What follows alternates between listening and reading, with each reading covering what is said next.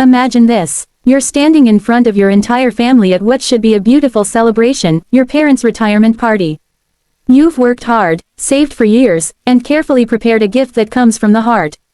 But when the moment arrives, your own mother pushes your gift aside and sneers, "We don't need your cheap gifts." Then, your dad laughs, piles on the humiliation, and says, "Is this really all you could afford?" Now imagine smiling through that pain, looking them straight in the eyes, and replying calmly, "I guess you won't want what's inside then." And when the truth is revealed, when they finally open the box and realize their cruelty has already betrayed them, it's too late. That's exactly what happened to me. And let me tell you, it was one of the most satisfying moments of my entire life. But before I take you through that night, you need to understand the years that led up to it, the years of disrespect, the years of being underestimated, and the years of being treated as though I was somehow less than everyone else in my own family. Because this story isn't just about a box. It's about dignity. It's about the ache of being dismissed by the people who should have loved me the most. And it's about how, sometimes, karma doesn't wait decades, it strikes in an instant, when the timing is just right. Growing up in my family wasn't easy. I was the youngest of 3 kids, and from as early as I can remember, my parents had favorites. My older brother, the golden child, was the athlete. He had trophies, medals, and glowing newspaper clippings framed on the wall. My sister, she was the straightest student, destined for medical school. My parents bragged about them endlessly at family gatherings. And me, I was the dreamer. That was their polite way of saying disappointment. I wasn't a prodigy, I wasn't an athlete, I wasn't the one who made them look good at dinner parties. I was the kid who doodled in notebooks, got average grades, and worked part-time jobs to buy things my siblings were just handed. I remember once, in high school, I saved up from mowing lawns and bought my mom a necklace for her birthday. It wasn't fancy, it was from a small local jeweler.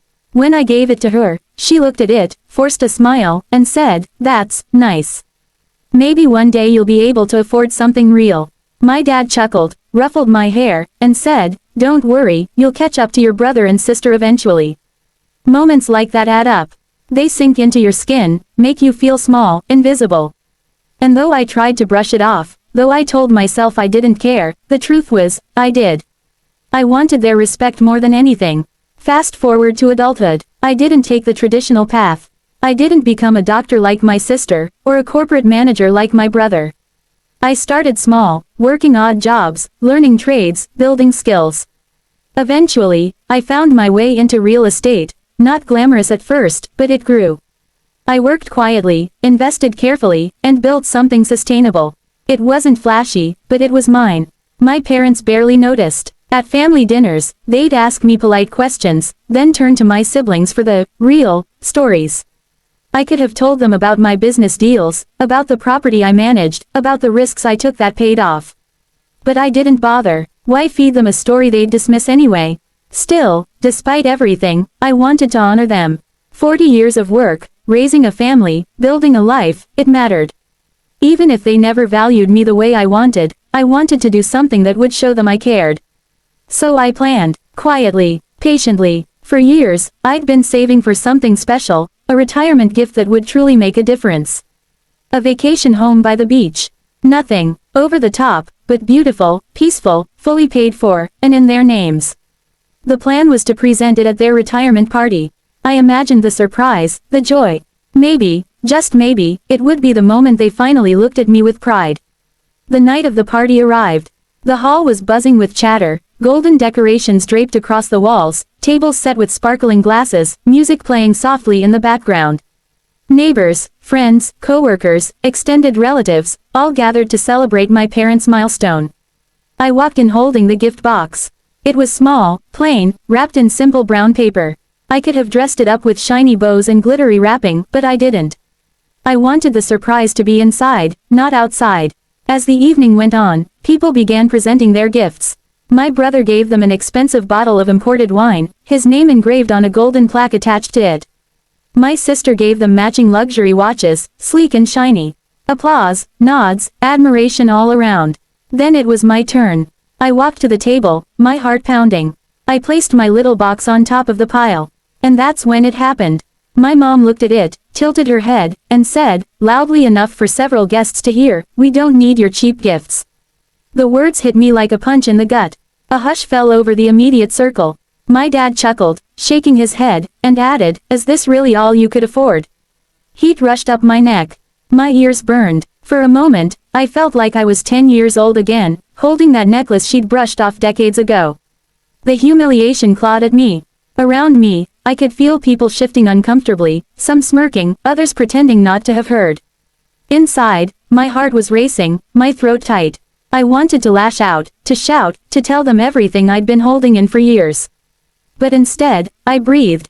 Slowly, calmly, and then I smiled. "I guess you won't want what's inside then," I said evenly. My voice didn't crack, I didn't stammer, just calm, almost casual. And I turned and walked back to my seat. There was a ripple of awkward laughter, my parents brushing it off as if they'd just made a harmless joke. But I saw some eyes following me. Cousins whispering, aunts looking uncomfortable. People noticed. The night went on. Speeches, toasts, more gifts being opened. My little box sat there on the table, ignored, an ugly reminder of my parents' cruelty. Until finally, my cousin nudged my mom and said, "Aren't you going to open it?" Reluctantly, with a sigh, my mom picked it up. She tore off the paper, opened the lid, and froze. Inside was a neatly folded set of documents. She frowned, confused, and pulled them out. My dad leaned closer, squinting. And then the color drained from his face. Gasps spread around the table as whispers started. "Is that a deed? Wait, is that a house?" Because that's exactly what it was. The official paperwork for the beachfront home.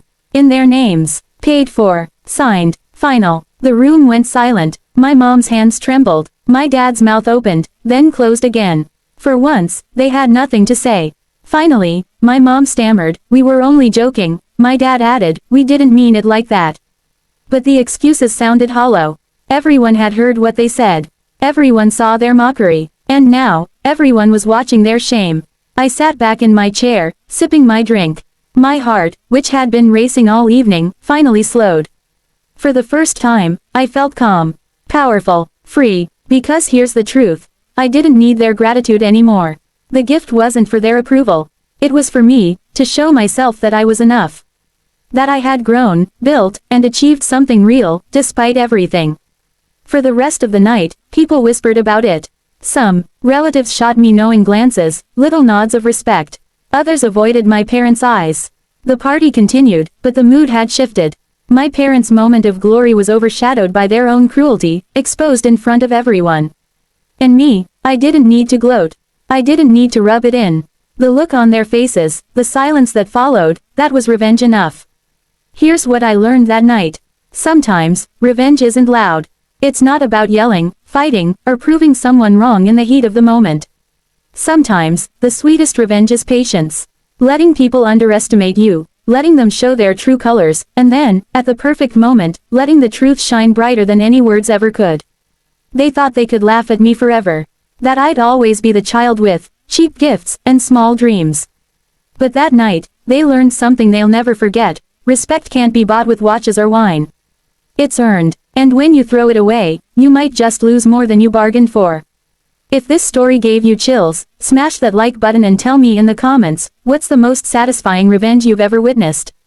And of course, don't forget to subscribe for more stories just like this. Until next time, remember, karma has perfect timing.